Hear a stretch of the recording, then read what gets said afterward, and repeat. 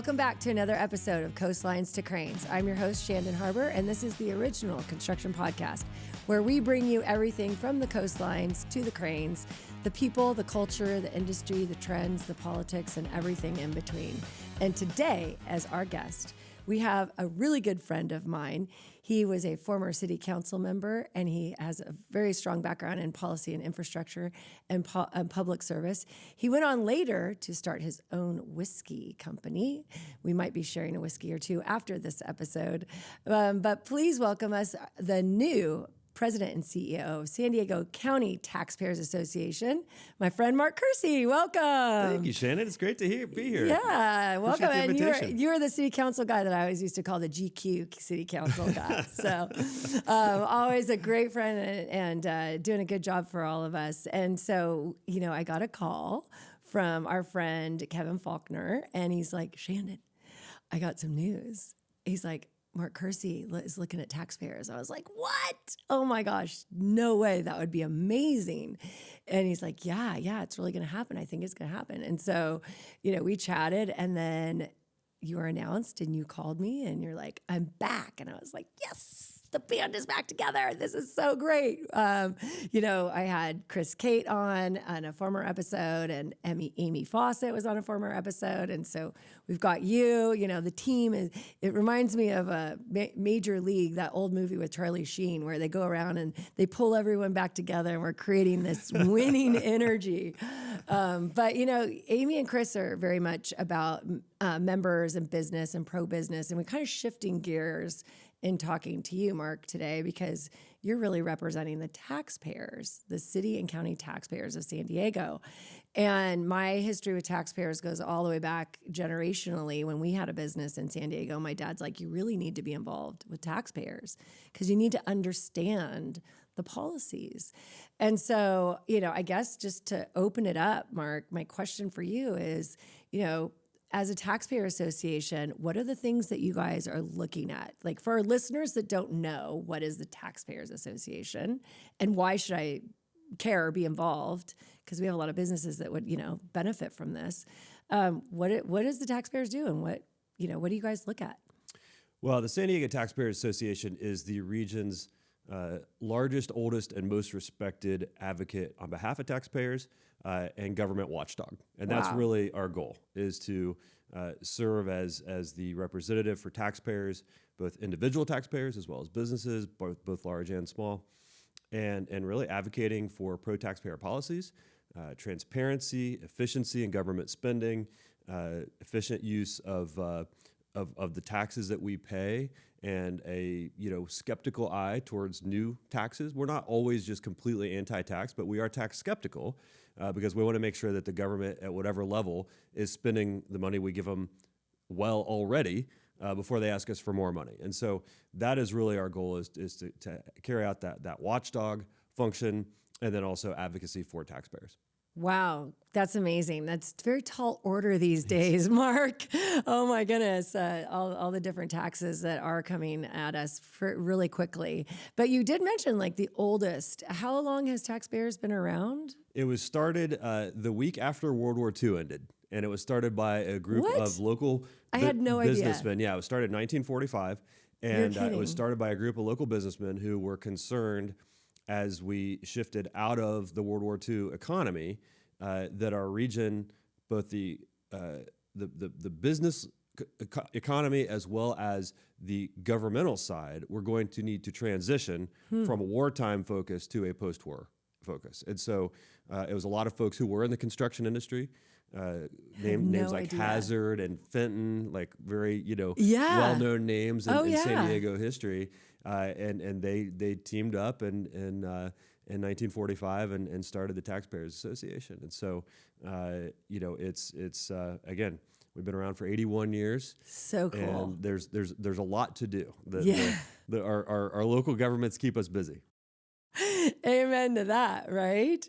In educating the listeners on the ballot initiatives, what are the things that, voters may not understand about these ballot initiatives that come through? I have to be honest myself, it's a lot of reading and trying to figure out like yes or no, is this good or bad? And I mean, how does Taxpayers help your average voter, I guess, or business owner on understanding all of this? That's really one of the most critical things that we do. And, Really? and we spend a lot of time on this because there are so many ballot measures for voters to sift through.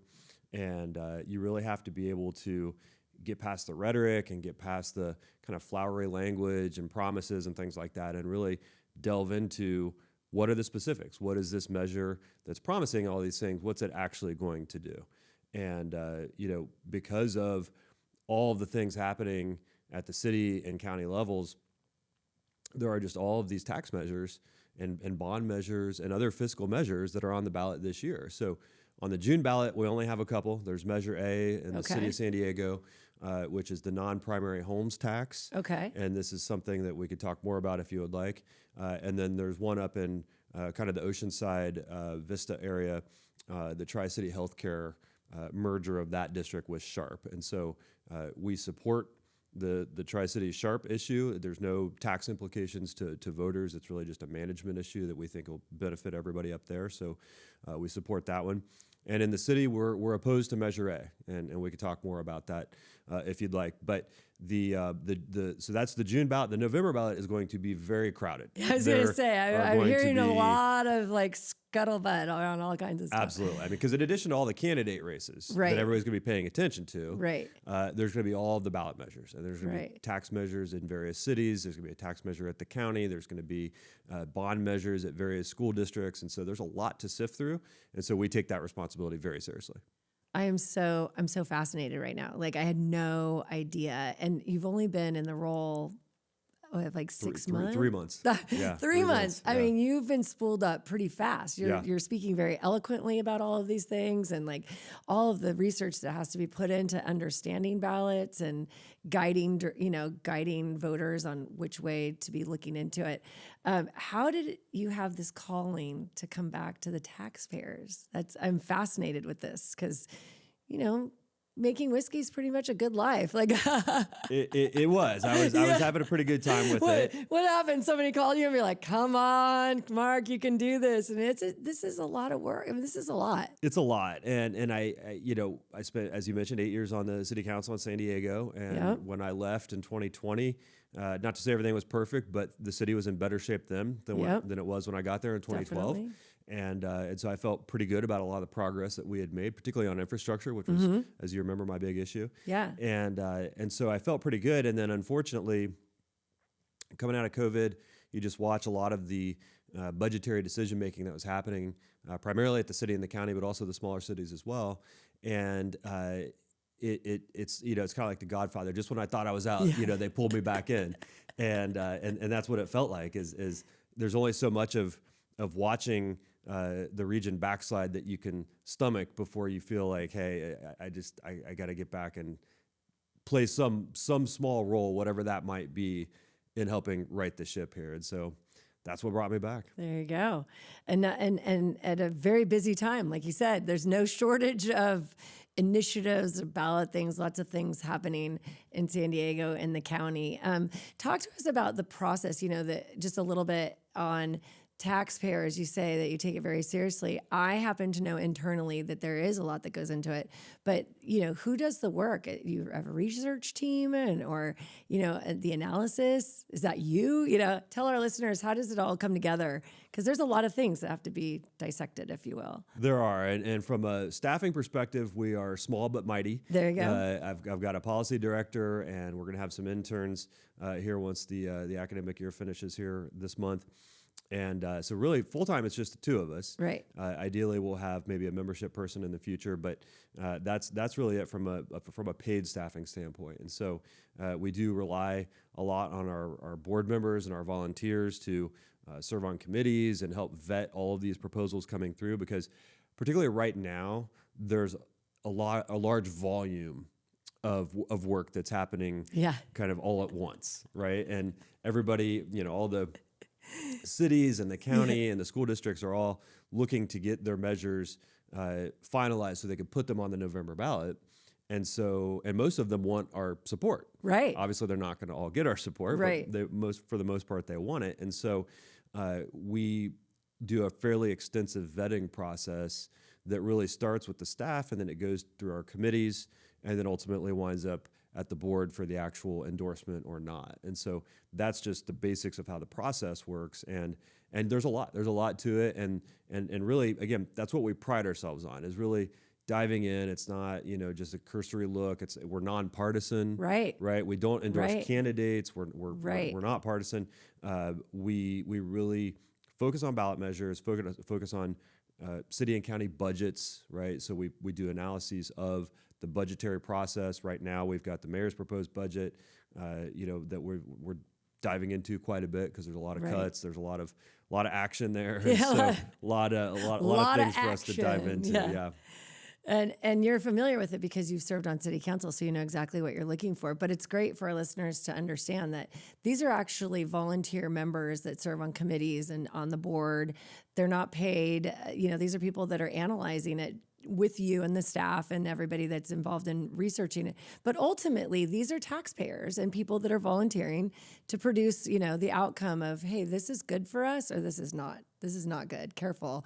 It might be a wolf in sheep's clothing, if you will, those fancy words, safeguard. I know that one. I was like, safeguard. Wait a minute. Does it really safeguard? I'm not sure. Yeah. I think it's a fascinating process. And like you said, it started with Hazard and Fenton back in the day. It's still true to form construction and some of the other industry businesses that are around the table for your serving on your committees and on your boards, and not just construction now, but of course, lots of defense industry, different leadership industries that are involved in San Diego. That's right. And that was really one of my priorities, was putting together a board that was representative of our entire region. Perfect. And so I want big companies, I want small companies, I want individual taxpayers, I want retirees, homeowners, renters, education folks, construction industry folks, tourism industry folks, all technology. I mean, all the big sectors that really make up our economy, I want those represented, because we're all paying taxes, right? Whether we like to or not. They're a necessary evil, and they're not going anywhere. So say it ain't so. Yeah, exactly. So, I think it's important to have an organization that really mirrors the region as a whole, and then have a board that obviously reflects that. So that was really our goal there, and we're still adding folks, but I mean, we've really beefed up the board. We've added 15 new members in the last couple of months, and so that's been great to see. And I think that's reflective on people understanding the importance of the organization and the need for it, particularly right now with everything going on. And your leadership. Leadership, because the last 3 months I've seen transformative things happen at Taxpayers. It was just quiet there for a little while, and I thought it was 6 months, but you said it's only been 3, and you've literally turned it around on a dime. And I thought, okay, this was a long term, and I anticipated seeing a long term process to get going, but you're up and running, ready to go. Analyzing ballots, already hitting this midterm session coming up in November and everything. So kudos to you for stepping in and wanting to come back and play ball with all of us out here.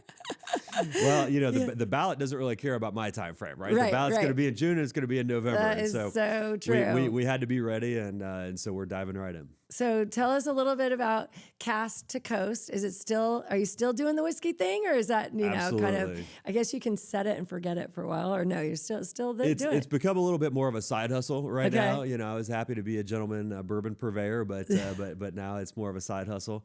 And so we still do tastings and things like that. In fact, we've got one later tonight. Oh, nice. Down in Point Loma. So, we still do things like that. And it actually works out well, because a lot of those kind of events are already in the evenings and on the weekends anyway. Right. And so those two, they actually kind of work very well together. Absolutely. And are you kidding? Anytime there's whiskey with construction.